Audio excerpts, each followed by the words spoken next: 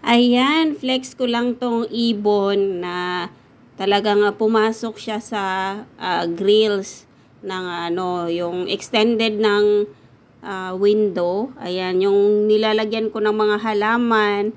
Siguro hindi na niya kaya naisipan niyang pumasok dito kasi nga parang yung pakpak niya na parang napagod na siguro kasi nakalaylay yung pakpak niya. So, ayan, nilagyan ko siya ng pagkain. At saka ang bait. Kahit ino-open ko yung screen ng window, hindi siya lumilipad. Ayan, kumakain pa siya, nagbi-video ako. Siguro napagod na siya sa kakalipad o baka may kaaway siya kaya na yung pakpak niya.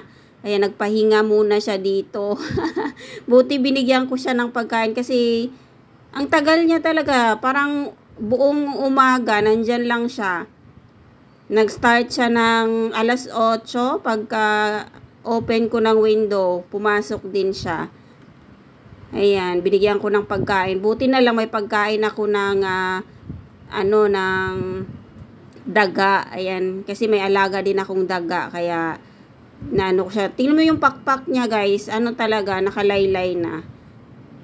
Kaya hindi siya siguro makalipad. Kaya hindi rin naman siya nagpupumiglas. Talagang bait niya. Ayan, nilagyan ko din siya ng tubig. Ayan lang guys. Thank you for watching. Ayan, flex ko lang yung ibong mabait.